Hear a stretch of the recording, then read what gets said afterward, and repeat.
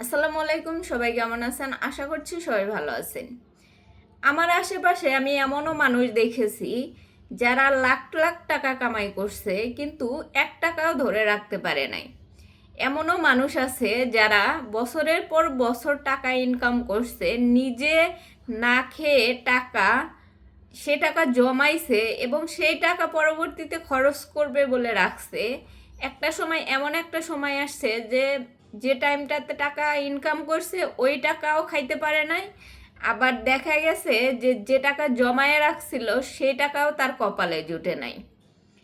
এই যে একটা পরিস্থিতি, এরকমটা আপনার আশেপাশেও অনেক আছে। এমনটা হতে পারে সেটা আপনিও, যে এত কষ্ট করে ইনকাম করতেছেন কিন্তু সেই টাকা যদি আপনি ইচ্ছা মতো খরচ না করতে পারেন, সেই টাকা আপনি ভবিষ্যতের জন্য রেখে দিলেন সম্পূর্ণ টাকাই। বেশিরভাগ মানুষই এটা করে যে ইনকামের বেশিরভাগ টাকাই তারা জমায়ে রাখে আর অল্প কিছু খরচ করে, এবং সেই অল্প খরচের মধ্যেও এমন করে যে মনে হয় যে ভবিষ্যতে গিয়ে খরচ করব, ভবিষ্যতের জন্য রাখছি। আসলে এই ভবিষ্যৎটা কত দূর? ভবিষ্যৎটাকে আসলেই কাছে বা অনেক দূরে? আপনার ভবিষ্যৎ আপনার মৃত্যু পর্যন্ত। আপনার মৃত্যু কখন হবে আপনি নিজেও জানেন না।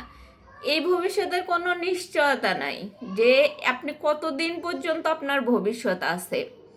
তো অতএব এখন যেটা ইনকাম করতেছেন এই টাকাটা এই সময়ে আপনার যতটুকু প্রয়োজন, আপনার লাগবে যতটুকু ততটুকু খরচ করে, তারপরে আপনার ভবিষ্যৎ যখন আসবে তখন সেটাও আপনার বর্তমান হবে এবং সেই জায়গাটা থেকে আপনি ইনকাম করতেই পারবেন।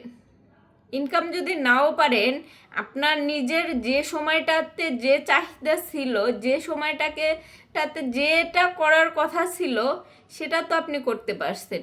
অন্তত এটুকু সান্ত্বনা নিয়ে তো মৃত্যুবরণ করতে পারবেন।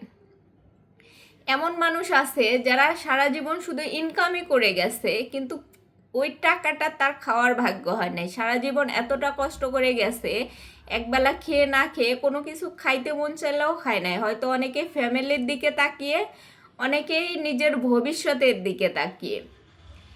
এরকমটা না যে আপনি সম্পূর্ণ টাকা শুধু খেয়ে শেষ করে দিবেন, আপনার যা মন চাবে অহেতুক খরচ করে শেষ করবেন, এরকমটাও না।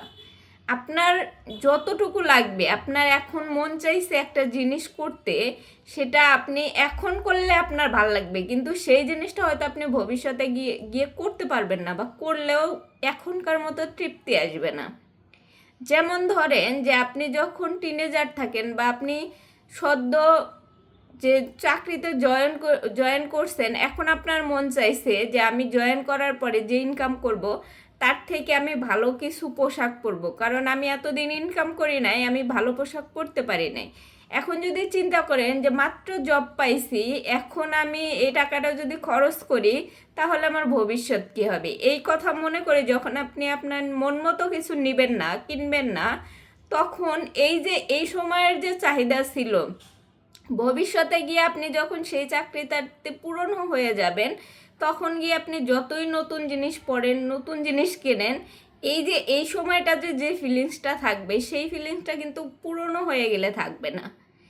এইটাই হচ্ছে নিজের চাহিদা বা নিজেদের ভালো রাখার একটা বিষয়, যে আপনি যথেষ্ট টাকা ইনকাম করেন না কেন, আপনার যখন যেটা মন চাইছে সেই জিনিসটা যদি সাধ্যের মধ্যে হয় তবে সেটা করে ফেলুন।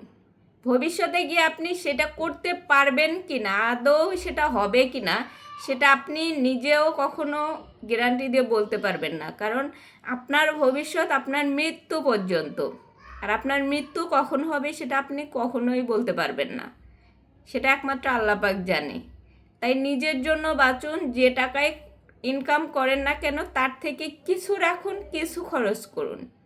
আমরা দেখা যায় বেশিরভাগ ক্ষেত্রে বেশিরভাগ টাকাই জমানোর জন্য রাখি, কিছু টাকা ফ্যামিলির জন্য দেই আর নিজের জন্য বাকি কিছুই থাকে না।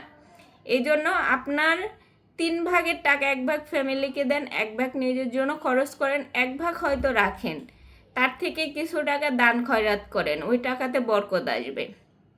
সব টাকা ব্যাংকে পুরে রাখলে আপনি কখনোই আপনার সেই ব্যাংকের টাকা নিজের চাহিদা অনুযায়ী খরচ করতে পারবেন না, ভবিষ্যতে গিয়েও পারবেন না। সেই সময় সুযোগ আসলেও সেই মন মানসিকতা আসবে না, কখনোই না। সবাই ভালো থাকেন, সুস্থ থাকেন। আল্লাহ হাফেজ।